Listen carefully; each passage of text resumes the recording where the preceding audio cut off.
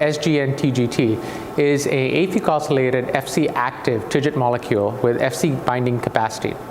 So the idea behind this and the structural innovation behind this actually goes back like 3 years to a paper that was published in 2018 by the Agenus group that suggested that at least for certain key inhibitory checkpoint targets, particularly CTLA-4 and also TIGIT, that the Fc structure, the actual structure of the antibody backbone, the Fc backbone, made a huge impact in terms of the efficacy of the drug. Now, the hypothesized mechanism of action was that the Fc structure, optimizing the Fc structure would permit greater amounts of immune engagement of the immune synapse, which is kind of where the immune cell meets the cancer cell.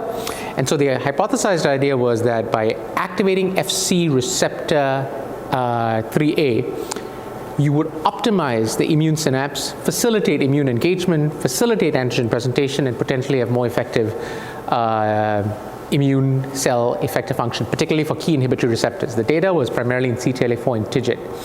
And that led to a wave of enthusiasm around this idea and the idea of developing Fc-activated TIGIT inhibitors. So SGN-TGT by Seattle Genetics is a afucosylated Fc-active TIGIT molecule that was designed to optimally engage the TIGIT receptor. It's a very important receptor. It's an inhibitory receptor along with its partner CD228, which is an activating receptor. And it's a very complex family of ligands, multiple ligands, 4 different ligands in total.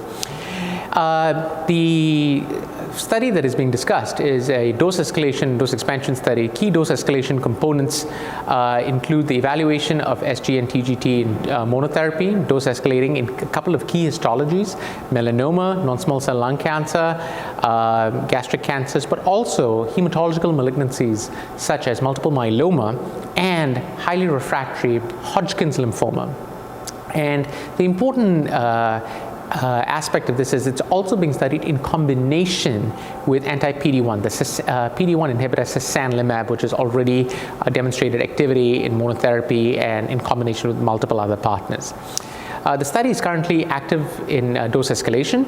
Dose expansion is commencing, and there have been some very promising signals of efficacy seen without any undue toxicity at the doses that we have studied so far. So I'm very excited about the future of TIGIT, particularly given the recent data about a year ago from Genentech regarding their Fc-active TIGIT molecule, tiragolumab, which is currently now in pivotal phase 3 studies in non-small cell lung cancer in the front line, second line, adjuvant, even neoadjuvant settings, and which has led to a wave of enthusiasm around this entire class of compound, but particularly this very important structure. And I think that this compound has got some very interesting features that make it poised for hopeful success in the clinic.